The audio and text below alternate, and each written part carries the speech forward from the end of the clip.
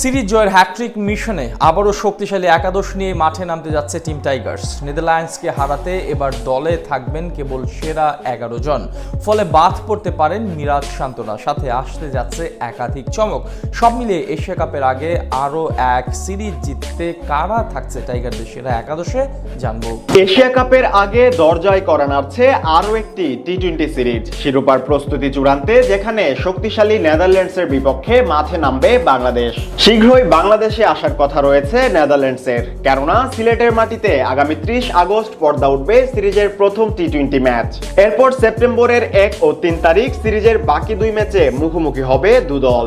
এদিকে Asia cup এবং আসন্ন নেদারল্যান্ড সিরিজের জন্য ইতিমধ্যেই ঢাকার অনুশীলন শেষে আজ সিলেটের মূল ক্যাম্পের উদ্দেশ্যে রওনা হবে টাইগার ক্রিকেটাররা।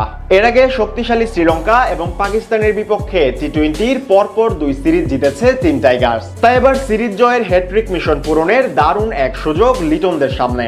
সেক্ষেত্রে কারা থাকবেন দলে, কিংবা সিলেটের মাটিতে কেমন হবে টাইগারদের সেরা একাদশ, এ নিয়ে জল্পনার অন্ত নেই টাইগার সমর্থকদের। তবে সাম্প্রতিক সময়ের পারফরমেন্সের পরিসংখ্যান বলছে ওপেনিং এ টাইগারদের একমাত্র ভরসা হতে পারেন 2 আগ্রাসী ওপেনার তানজিদ তামিম ও পারভেজ ইমন।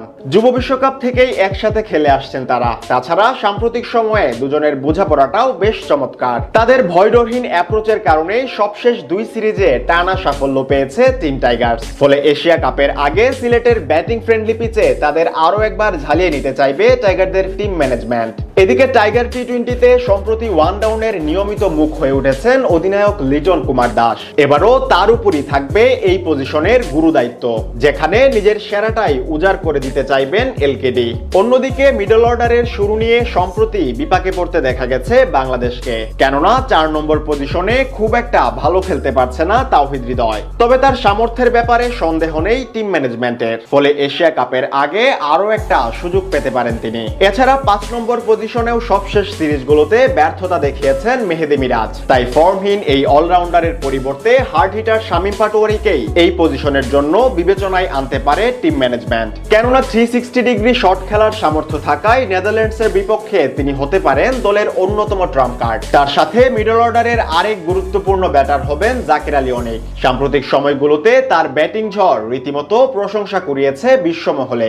এদিকে স্পিন বিভাগের পাশাপাশি 7 ও 8 নম্বর পজিশনের জন্য দলের আস্থায় থাকতে পারেন 2 স্পিন অলরাউন্ডার শেখ মাহাদি ও রিশাদ হোসেন। অন্যদিকে পেস ইউনিটের নেতৃত্বে থাকবেন দেশসেরা পেসার তাসকিন আহমেদ। পেস বিভাগের শক্তি বাড়াতে তার সাথে থাকবেন কাটার মাস্টার মুস্তাফিজুর রহমান।